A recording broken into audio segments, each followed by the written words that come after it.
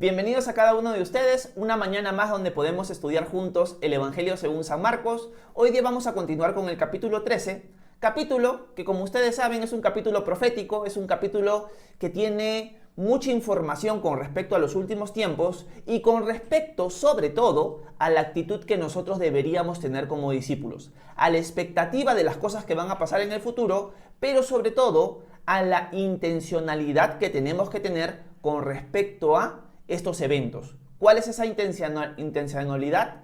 La intencionalidad, o ya se me fue la palabra, ya no me salió, es la siguiente, que tenemos que velar y permanecer firmes, estando expectantes de que el Señor podría venir por nosotros hoy.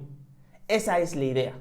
Ese es el sentido por el cual Jesús está contando todo eso. Sus discípulos deben velar y orar. Sus discípulos deben estar expectantes de todo lo que está por ocurrir y deben estar expectantes de que Él puede venir por ellos hoy, que Él puede venir por nosotros hoy. Esa es la intención de Jesús al contarnos todos estos detalles. Sí, que el Señor está en control del tiempo, que Él sabe lo que va a pasar en el futuro, que van a haber ciertas señales que vienen a indicar su segunda venida, pero que la actitud del discípulo en el transcurso de los años, en el transcurso del tiempo, a pesar de todas estas señales, tiene que ser de una expectativa firme en que Él puede venir en cualquier momento. Esa es la idea de todo este capítulo en todos los versículos que hemos ido avanzando y lo que vamos a ver hoy a continuación. Dicho esto, vamos a continuar con la lectura. El pasaje que vimos el día de ayer, más que todo se enfocó en la abominación desoladora, un evento que va a ocurrir prácticamente 3 años y medio antes de la segunda venida de Jesús. Algo que va a ser el anticristo en el templo y que lo va a profanar, por así decirlo. Así que de eso hablamos la clase anterior. Hoy día vamos a enfocarnos un poco en la descripción de Jesús con respecto ya a la segunda venida. Vamos a leer los versículos 24 en adelante que continúan el discurso del Monte de los Olivos. Vamos a leer el versículo 24. Dice Marcos contándonos lo que habla Jesús. Dice, en aquellos días, después de esa gran aflicción, sucederá que el sol se oscurecerá y la luna dejará de brillar. Las estrellas caerán del cielo y los poderes celestiales se estremecerán. Entonces verán al Hijo del Hombre venir en las nubes con gran poder y gloria. Y Él enviará a sus ángeles para reunir a sus elegidos de los 4 vientos, desde los extremos de la tierra hasta los extremos del cielo. Acá Jesús nos está contando que después de toda esa tribulación que Él ya relató, va a suceder algo importante. Jesús va a volver. Así que después de esta gran tribulación, nos dice Jesús que el sol se va a oscurecer, que la luna dejará de brillar, las estrellas caerán del cielo y los poderes celestiales, o sea, los astros, se estremecerán. ¿Dónde vemos estos detalles en mayor exactitud o a mayores rasgos? En el libro de Apocalipsis. Sobre todo en el capítulo 19 nosotros podemos ver detalladamente la segunda venida de Jesús. Acá Jesús está dando como un resumen prácticamente de lo que va a ocurrir al final de este periodo de 7 años de tribulación. ¿Cuál es este evento? La segunda venida. El Señor va a aparecer en las nubes y va a descender. Y dice en el versículo 26, entonces verán al Hijo del Hombre venir en las nubes con gran poder y gloria. Y Él enviará a sus ángeles para reunir a sus elegidos de los 4 vientos, desde los extremos de la tierra hasta los extremos del cielo. Así que Jesús está diciendo, sí, al final va a ocurrir toda la devastación que estoy contándoles, discípulos. Sí, van a haber guerras y rumores de guerra, eso va a ir escalando, van a ser como dolores de parto, van a levantarse falsos maestros, va a aparecer la abominación desoladora, va a haber hambres, pestes, terremotos por todos lados, pero al final, después de esa tribulación, el Hijo del Hombre, o sea yo, voy a venir en las nubes. Y voy a recoger a mis elegidos de los 4 vientos del cielo. ¿A qué se refiere eso? Se refiere de todo el mundo. De los 4 puntos cardinales, podríamos decir, va a recoger a sus elegidos. Que específicamente en este sermón se está refiriendo a la nación de Israel. Se está refiriendo a los judíos como tal. En ese contexto se usa la palabra escogidos aquí. Bueno, Jesús está mostrando que Él va a volver y que por fin esa tribulación se va a acabar. ¿Qué podríamos meditar nosotros en este pequeño párrafo? Una meditación muy importante, primeramente, es que tenemos que recordar que la Iglesia en el transcurso de la historia siempre ha proclamado que el Señor va a volver. tengamos distintas opiniones sobre el tiempo en el que sucederá, sobre si existe el rapto de la iglesia antes de la tribulación, después de la tribulación, sobre nuestras posturas sobre los dones, sobre nuestras posturas sobre si se pierde o no la salvación, sobre cómo se obtiene la salvación. Tendremos muchas discusiones, muchas distintas opiniones con respecto a esos temas, pero algo en lo que todos estamos seguros y que la iglesia siempre ha proclamado desde el principio de los tiempos es que Jesús va a volver. Nuestro Señor va a volver y va a establecer su reino aquí en la tierra. Eso es algo que la iglesia siempre ha estado de acuerdo y que siempre ha proclamado. Y Jesús lo está anunciando acá claramente. Sí, va a haber un tiempo de tribulación antes de su venida, pero ese tiempo se va a acabar y Él va a volver. Y eso es algo importante de entender. Una de las cosas que nosotros tenemos que siempre tener como la esperanza en nuestras vidas diariamente es que el Señor va a volver por nosotros.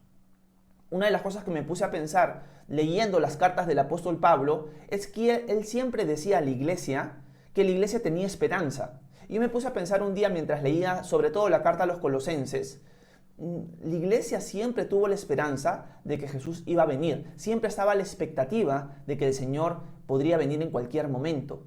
Y eso me hizo pensar, nosotros como iglesia tenemos esa expectativa. ¿Nosotros como iglesia tenemos esa esperanza? Porque si somos sinceros, muchos de nosotros que somos parte de los discípulos de Jesús, vivimos este mundo como si este mundo fuera lo único que hay. Y nuestra esperanza está más bien en lo que podemos hacer en este mundo mañana o lo que podemos obtener de él. Nuestra esperanza está en este mundo muchas veces y no es el enfoque correcto. Muchas personas que he conversado con ellas siendo cristianas, en cierto sentido con sus palabras no lo van a decir así, pero con sus acciones y con sus pensamientos van a mostrar de que ellos no quieren que Jesús vuelva. Si yo les dijera Jesús vuelve mañana, ellos se aterrarían y dirán, no, todavía tengo muchas cosas que hacer aquí, tengo muchos planes, muchas cosas que quiero lograr. Pero si tú eres cristiano, tú deberías anhelar que Jesús viniera, pero no, su esperanza está aquí. Y nos damos cuenta con esa realidad de que como cristianos hemos perdido el enfoque. Nuestro enfoque no está en lo que podemos lograr en este mundo. Nuestro enfoque está puesto en Cristo. Nuestro enfoque debería estar en servirlo a Él mientras Él viene. La idea de servir a Cristo es servirlo a Él porque somos peregrinos en este mundo esperando que Él regrese para establecer su reino. Esa es la idea, estamos de paso. Es algo que tiene que estar bien marcado en la mente de cada discípulo. El Señor podría venir por nosotros hoy. El Señor va a venir a establecer su reino en un futuro. La cuestión es, ¿realmente queremos que Él venga o no? ¿Qué pensamos al respecto? ¿Estaríamos felices si Jesús viniera por nosotros hoy o no? Muchos de nosotros, lamentablemente, no estaríamos felices si el Señor viniera por nosotros hoy. Estaríamos tristes, decepcionados, porque tenemos muchas cosas que queremos lograr aquí en la tierra. Pero nuestro reino no es de este mundo. Nosotros somos, por así decirlo, como extranjeros en este mundo. Nosotros solamente estamos de paso y es un concepto que todos debemos entender. No somos de este mundo. Pero mientras estamos acá tenemos que ser luz y sal. Mientras estamos acá tenemos que anunciar las virtudes de aquel que nos sacó de las tinieblas y nos trajo a su luz admirable. Así que ese es el enfoque correcto que deberíamos tener. Nuestro reino no es de acá. Estamos esperando a nuestro rey. Nuestra ciudad es la celestial, no es la terrenal. Así que anhelamos y debemos anhelar que el Señor venga por nosotros. Eso por un lado. La segunda venida nos anima a recordar que no somos de aquí. Pero también la segunda venida nos anima a entender de que los problemas, las persecuciones que podemos estar pasando en este mundo son pasajeras. Porque al final el Señor va a acabar con la injusticia, el Señor va a acabar con el dolor, el Señor va a acabar con la tribulación, va a acabar con la persecución y por fin va a establecer su reino de paz, donde las espadas y las armas se convertirán en herramientas para trabajar la tierra. Así que también ese es un ánimo que nos da la segunda venida de Jesús. Nos ayuda a recordar que todas las aflicciones que podamos pasar, sea por persecución externa o sea por tentaciones internas, eso se va a terminar. Por fin el Señor nos va a librar de nuestra propia maldad y de la maldad de este mundo. Y va a establecer su reino de paz. Ya no vamos a tener pecado, vamos a ser restaurados con una nueva naturaleza y vamos a reinar con Jesús para siempre. Ese también es el ánimo que nos da la segunda venida. El Señor viene a rescatarnos de nosotros mismos, pero también tenemos que entender, mientras Él viene, que estamos solamente de paso y que nuestra mirada no tiene que estar aquí, sino que tiene que estar puesta en el Señor, puesta en su segunda venida, en que Él ya viene. Así que Jesús está explicándole a sus discípulos, sí, va a haber un tiempo de tribulación, muchachos, pero al final voy a venir a reinar y voy a recoger a mis escogidos de los 4 vientos del cielo. Y cuando venga, va a haber, por así decirlo, un movimiento catastrófico en las estrellas, en los cielos, ante mi venida. Alguien me preguntó el día de ayer en la clase que estaba dando sobre el anticristo, cómo podíamos saber cuándo Jesús viniera. O sea, ¿cómo podríamos hacer para no confundirlo con un falso maestro, con un falso Cristo? Y la respuesta que la di es sencilla. Cuando Jesús venga, todo ojo lo verá. Cuando Jesús venga en su segunda venida, todo ojo lo verá. Nadie te va a contar que Él ya vino. Tú lo vas a ver. ¿Cómo va a suceder eso? Realmente no lo sabemos. Realmente no se nos explica cómo va a suceder esta realidad de que todo ojo va a ver a Jesús cuando Él venga. Pero esa es la realidad que nos expresa la Escritura. Cuando Jesús venga en su segunda venida, todo ojo lo va a ver.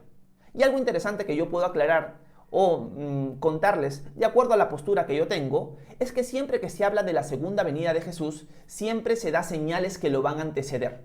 Ya hemos visto la abominación desoladora, hemos visto guerras y rumores de guerras, terremotos, pestes, hambre, falsos cristos, que van a anteceder su segunda venida. Así que siempre que vemos la segunda venida, siempre va a venir acompañada de señales que muestran que ya está por venir. En cambio, cuando hablamos del rapto de la iglesia, cuando el Señor va a sacar a su iglesia, vemos que no hay ninguna señal. Esa es la diferencia entre la segunda venida y el rapto de la iglesia. Al rapto no lo antecede ninguna señal. En cambio, a la segunda venida sí lo anteceden muchas señales. Esa era una diferencia clara entre lo que yo explico como el rapto de la iglesia y también lo que se cuenta de la segunda venida de Jesús. Pero es un detalle adicional al texto. Sigamos ahora viendo qué es lo que Jesús le sigue diciendo a sus discípulos con respecto a estos tiempos finales. Pasemos al versículo 28. Dice lo siguiente: de la higuera deben aprender esta parábola. Cuando sus ramas se ponen tiernas y le brotan las hojas, ustedes saben que el verano ya está cerca. De la misma manera, cuando ustedes vean que todo esto sucede, sepan que la hora ya está cerca y que está a la puerta. De cierto les digo que todo esto sucederá antes de que pase esta generación. El cielo y la tierra pasarán, pero mis palabras no pasarán. Aquí Jesús está contando una parábola, la parábola de la higuera. Muchas personas interpretan la parábola de la higuera de la siguiente manera. Dicen que la parábola de la higuera indica que ya cercano a la venida de Jesús, ya cercano a que comience todas estas señales que Jesús ya ha dado anteriormente, tiene que volver a nacer la nación de Israel. Porque la higuera simboliza la nación de Israel. Nosotros lo hemos visto en Marcos en capítulos anteriores cuando Jesús maldice la higuera. ¿Quién simbolizaba la higuera? La nación de Israel. Por lo tanto, cuando Jesús cuenta esta parábola, la parábola de la higuera, y dice, aprendan de la parábola de la higuera. Cuando ya brotan sus hojas es que el verano ya está cerca. Está diciendo con esto Jesús que cuando la nación de Israel vuelva a nacer, el fin está cerca. Esa es una interpretación de esta parábola. Personalmente no me inclino a esta interpretación por lo siguiente. Porque cuando vemos el Sermón del Monte de los Olivos en los evangelios paralelos, como Mateo y sobre todo como Lucas, vemos que en Lucas 21 Jesús no dice solamente la higuera, sino la higuera y los demás árboles. Por lo tanto, está dando una figura no solamente de la higuera, queriéndonos decir que es la nación de Israel, sino de todas las plantas prácticamente en general. ¿Y cuál es la idea? Que cuando la higuera empieza a dar hojas, significa que el verano ya está cerca. De la misma manera, cuando nosotros empezamos a ver todas estas señales que Jesús ha dicho con anterioridad, el Señor ya está muy cerca de venir. Esa es la idea de la parábola en general. Su enfoque principal es decir, todas estas señales le indican a esa generación que yo ya estoy cerca. Y aquí en los siguientes versículos, quiero ponerles el versículo 30, que es un versículo que causa mucha confusión a algunas personas. Jesús les dice después de esta parábola, de cierto les digo que todo esto sucederá antes de que pase esta generación. ¿Qué significa este versículo? Porque pareciera decir Jesús acá que la generación a la que Él está hablando va a ver todo lo que Él ya contó. O sea, de cierto les digo, diría Jesús en otras versiones, que esto va a suceder en esta generación, por así decirlo. Así pareciera indicar. Por eso algunas personas dicen que todo lo del libro de Apocalipsis y todo lo de Mateo 24, Marcos 13 y Lucas 21 ya se cumplió, porque Jesús dijo que esa generación lo iba a ver. Pero la idea no es esa en el original. La idea es la siguiente: la generación que vea todas estas señales es la que va a ver mi venida. Si tú eres de la generación que ya viste la abominación desoladora, que ya viste todo lo que yo he narrado anteriormente, tú eres la generación que vas a ver mi venida. Esta generación que ha visto todo esto no pasará hasta que yo venga. Eso es lo que Jesús está diciendo en otras palabras. No está diciendo que la generación que lo está escuchando en ese momento va a ver su segunda venida, porque si no sería una falsa profecía y no se hubiera cumplido nada de lo que Jesús ya dijo aquí. Por lo tanto, el entendimiento correcto de este versículo es que la generación que vea todas estas señales va a ser la generación que va a ver la segunda venida de Jesús. Y Jesús termina este párrafo diciendo: el cielo y la tierra pasarán, pero mis palabras no pasarán. Vuelvo a remarcar ese versículo, el versículo 31. El cielo y la tierra pasarán, pero mis palabras no pasarán. Me encanta porque acá, si nos damos cuenta, Jesús está hablando que sus palabras son eternas. El cielo y la tierra van a pasar, pero mis palabras, dice Jesús, no las palabras de mi Padre, sino mis palabras no pasarán. Por lo tanto, lo que Jesús está indicando acá, nuevamente, es su divinidad. Las palabras de Dios, las palabras de Jesús, son vida eterna y son eternas.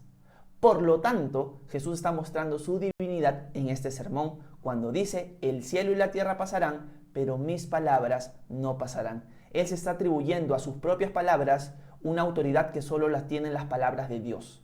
Por lo tanto, Jesús está demostrando que Él es Dios. El último párrafo, vamos a tratar de leerlo, aunque la verdad es que hay muchas cosas que quisiera contarles o enseñarles y meditar un poco en el último párrafo. Así que vamos a tratar de abarcarlo, porque todavía nos queda un poquito de tiempo y quiero aprovecharlo. Así que acabemos el capítulo. Creo que sí se va a poder acabarlo hoy. Versículo 32. Dice: en cuanto al día y la hora, nadie lo sabe, ni siquiera los ángeles del cielo, ni el Hijo, solo el Padre lo sabe. Pero ustedes presten atención y manténganse atentos, porque no saben cuándo llegará el momento. Es como cuando alguien deja su casa y se va lejos, y delega autoridad en sus siervos y deja a cada uno una tarea, y ordena al portero mantenerse despierto. Así que ustedes deben mantenerse despiertos, porque no saben cuándo vendrá el Señor de la casa, si al caer la tarde, o a la medianoche, o cuando cante el gallo, o al amanecer. No sea que venga cuando menos lo esperen, y los encuentre dormidos. Esto que les digo a ustedes, se lo digo a todos: manténganse despiertos. Este párrafo es un párrafo muy interesante, porque pareciera negar todo lo que nosotros ya hemos visto anteriormente. ¿A qué me refiero? Jesús dice muchas señales que van a anteceder su segunda venida, pero luego en el versículo 32 dice: en cuanto al día y la hora, nadie lo sabe. Pero cuando nosotros estudiamos toda la Escritura, y Jesús obviamente la conoce, sabemos que de la abominación desoladora hasta la segunda venida de Jesús van a pasar 3 años y medio. Entonces, ¿cómo es posible que el día y la hora nadie lo sepa, si realmente sí se puede calcular y se puede ver las señales que van a anteceder a Jesús? Es más, hasta Jesús dejó claro de que la generación que viera estas señales lo iba a ver. Por lo tanto, ahora pareciera indicar que al final nadie sabe cuándo va a venir. Y uno dice, pero pareciera haber una contradicción. Y no, lo que sucede es que Jesús está hablándole directamente a sus discípulos que todas estas cosas que él está contando acerca de la tribulación, este suceso va a comenzar en un periodo que nadie sabe. Pero ni siquiera el Hijo lo sabe, solamente el Padre. Como les dije en esta pequeña meditación, en este pequeño devocional, hay una diferencia entre cuando Jesús viene por su iglesia, lo que se conoce como el rapto, y la segunda venida. La segunda venida tiene señales que lo anteceden, pero la venida de Jesús por su iglesia, desde las nubes, no tiene ninguna señal que lo anteceda. Quizás en la próxima clase y el día lunes vamos a hablar acerca del rapto de la iglesia. Y solamente quiero responder de este párrafo una primera cuestión que podría surgir. Horacio, tú acabas de decir que Jesús es Dios, porque él dice: el cielo y la tierra pasarán, pero mis palabras no pasarán. lo cual está demostrando la divinidad de Jesús. Pero, si Él es Dios, ¿por qué Él no sabe el día y la hora? Si Él es Dios, ¿por qué dice que ni siquiera el Hijo sabe el día y la hora y solamente el Padre? Y la respuesta es la siguiente, que cuando Jesús se hizo hombre, se limitó, se negó a su omnisciencia. Él es Dios, 100% Dios y 100% hombre, pero en su humanidad, Él se sujetó completamente al Padre, como un hombre. Él se limitó en su omnisciencia, en su omnipresencia y en su omnipotencia. Él se limitó a eso, Él se sometió a la autoridad del Padre en todas esas cuestiones. Por eso es que Él en su humanidad, como hombre, Él no sabe el día ni la hora. No porque Él no sea Dios, sino porque, como diría Pablo en Filipenses capítulo 2, Él tomó forma de siervo, Él se humilló hasta lo sumo. Siendo en forma de Dios, no estimó el ser igual a Dios como cosa que aferrarse, sino que se humilló hasta lo sumo, tomando forma de siervo, o sea, tomando forma de hombre. Y siendo obediente hasta la muerte y muerte de cruz, diría Pablo en Filipenses capítulo 2. Por lo tanto, el hecho de que Jesús no sepa el día y la hora no está negando su divinidad, sino está mostrando su sometimiento al Padre en todas las cosas. Dicho esto, terminemos este devocional con la reflexión que hablé al principio. Y este párrafo lo vamos a culminar el día lunes. La reflexión es la siguiente, en la que quiero que mediten. ¿Estamos anhelando la segunda venida de Jesús o no? ¿Realmente anhelamos que el Señor venga? ¿Nos entusiasma saber de que Jesús podría venir por nosotros hoy o nos desanima y nos frustra? Si nos desanima y nos frustra, tenemos el enfoque incorrecto de las cosas. Podríamos decir, no, Horacio, pero yo tengo tantos anhelos que quiero hacer acá, pero esos anhelos nunca van a estar por encima del anhelo de ver a tu Señor. Si tú tienes esos anhelos por encima del anhelo de ver a tu Señor, significa que realmente no te estás aferrando a Él y que realmente estás fallando en ponerlo a Él por encima de todas las cosas. Que por así decirlo, es el mayor mandamiento de todos, amar a Dios sobre todas las cosas, amarlo con todas nuestras fuerzas, con toda nuestra alma, con toda nuestra mente. Si realmente amamos al Señor con toda nuestra alma, nuestra mente y nuestras fuerzas, vamos a anhelar por encima de todas las cosas que el Señor venga y reine y que estemos con Él a sus pies. Ese es el enfoque correcto. Nosotros estamos de paso. Pero también quiero meditar y terminar esta meditación con lo que ya también les dije. Que si estamos pasando por tiempos difíciles, recordemos que el Señor va a venir a librarnos de esa situación. El Señor nos puede rescatar en este tiempo, solucionándolo de cualquier forma, pero también, sobre todo, al final del tiempo, cuando Él reine, todo este dolor, toda esta persecución, toda esta lucha con nuestro pecado se va a terminar. Y esa es la esperanza que nosotros tenemos que tener como cristianos. Los cristianos primitivos siempre vivían con la esperanza de la venida de Jesús. ¿Por qué? Porque ya lo querían ver reinando y también porque era el tiempo en el cual íbamos a ser librados o iban a ser librados de su propia maldad de ellos mismos, pero también de la maldad de este mundo. Así que los animo a meditar en esas verdades y a autoexaminarse. ¿Cómo está mi relación con Dios con respecto a eso? ¿Realmente anhelo de mi corazón que Él venga o no? Los animo a meditar en esta mañana en estas verdades y espero que este texto que hemos leído haya sido de edificación para ustedes. Cualquier pregunta, cualquier comentario, cualquier duda, déjenla en la sección para poder leerlos y conversar un poco con ustedes. Muchas gracias por su atención, que Dios los bendiga.